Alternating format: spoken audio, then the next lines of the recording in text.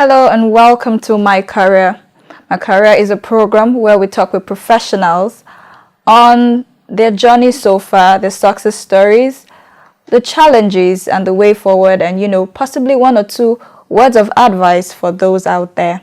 My name is Lania, and I have with me a real estate coach. He's a motivational speaker and is also an MC. I have with me Omogbolahan Ademola. Good morning. Morning, madam. It's a pleasure to be here. Yes, it's good to have you. Thank you so much. So let me start by asking. You are MC, real estate coach, and you're a motivational speaker. Like, how do you juggle all this in this our economy? First and foremost, I would like to say this, that as a youth, you don't go where life takes you. You take life wherever you go. So if you think like that, you will discover that there are so many things you can do when you have a vision towards where you are going. So I started the MC stuff. It was something that was discovered by someone that I cherish so much. That is the wife to my pastor. So she was one that discovered that thing. Because at that point there was a need. They are looking for somebody who will anchor that program. Mm-hmm. And you know, like, the person we are expecting is not there. So who can do this thing?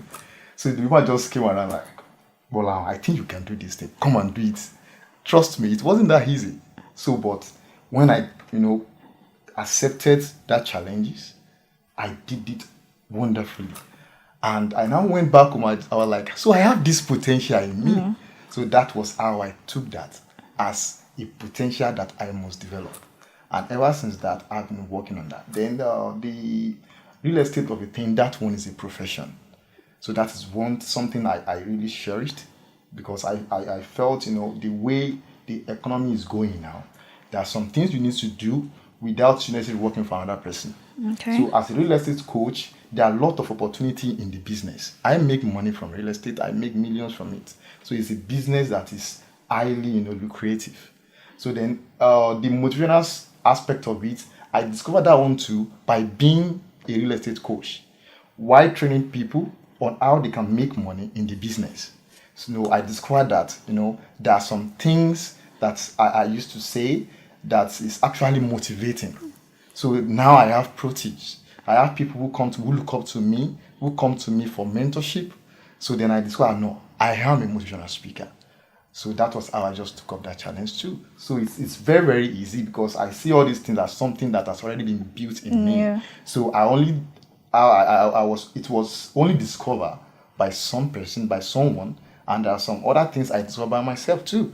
So, but either discover it for me or I discover for myself, I have the ability to manage the thing together, just to ensure that I accomplish my goals. Okay, so of these three now, which one are you more passionate, or which one is the most passionate for you? The one that is bringing more money. And that is the real estate aspect. I won't lie to you.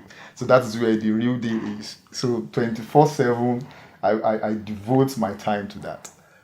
Okay. So the real estate aspect, trust me, is a good deal. Okay, permit me to add, people always say motivational speakers have sweet mouths. What's your take on this? Anyway, it is their own perception anyway, and you can't say it is wrong. They will definitely have their own reason. But as a motivational speaker, if your mouth is not sweet, nobody will listen to you.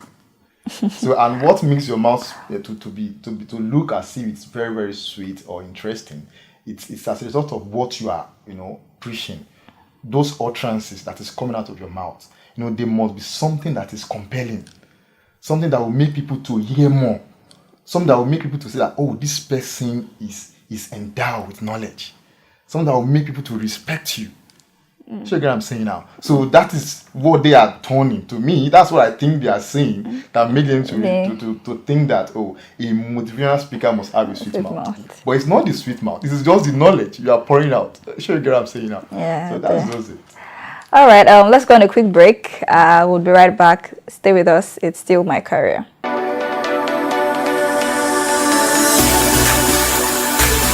You're welcome back. It's still My Career, and I have with me Omogbolahan Ademola.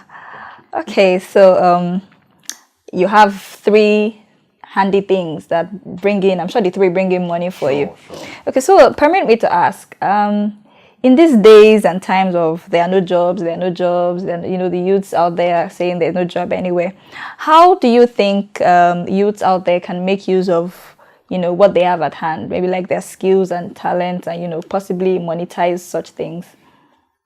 First and foremost, I would like to say this as well. We need to understand that there is always ability in disability.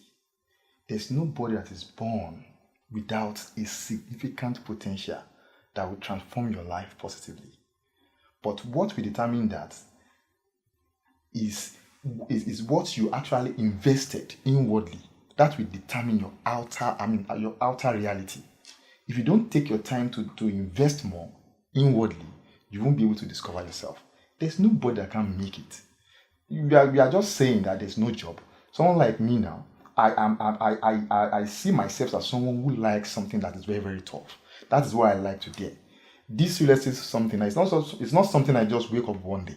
It's something that I discover because there was no job.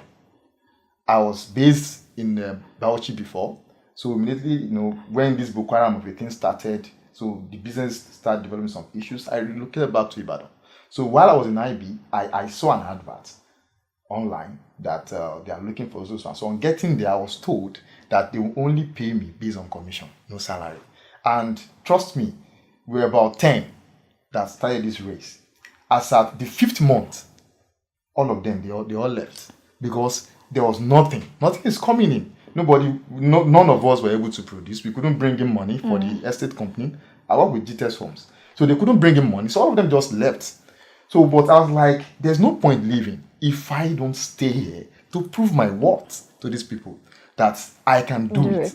And trust me, the following month, I bring in a business of 10 million naira. And that was how I made my first million in commission. So, and I won a trip to Dubai and everything. So everything just began to change. So you don't need to wait for the government to provide a job. I get what I'm saying now. Yeah. Any opportunity you see knocking, just enter it and believe you can turn things around.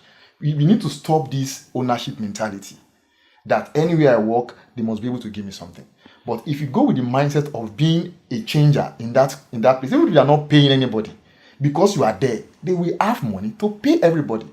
So I think one of the problems we are having as a youth is that we don't want to work in a place that we won't be paid. I get what I'm saying now.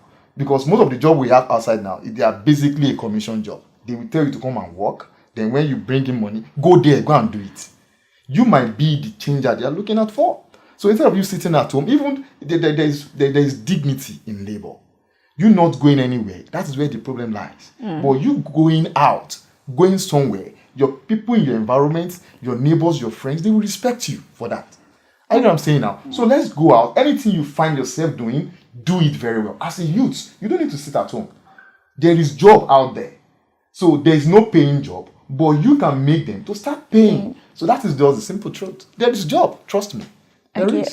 Talking about being the change, we know that the elections are fast approaching and stuff, and we know that in this day and age of social media, a lot of people or a lot of youth will just sit down behind their phones and be on several apps to saying, this is the person that will win the election, without actually going out there to actually contribute to the success of this election. So what would you say to youths out there, especially with regards to this election that is coming up?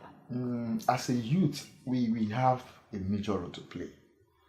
And the first thing we need to do as a youth is this orientation. We must be the front runner of this particular orientation program. Let's go out there and orientate people around us.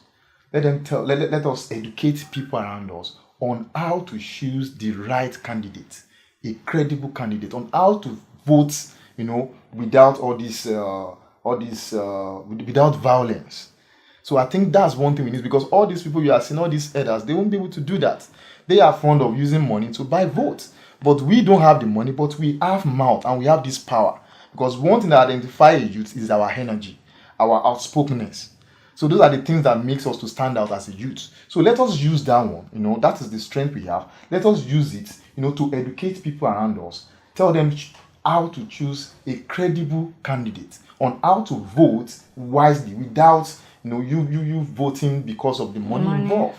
So I think that is what we need to do as a youth. Then don't let anybody buy your conscience as a youth. Because this period now, people be coming with big money just because they want you to vote for them, because they want you to go and fight for them, disrupt a particular polling booth. All those things, we need to stop it as a youth. It is not good as a youth. So, and that is what we need to preach about. Don't let anybody use you. Yeah. So let's be that change agent.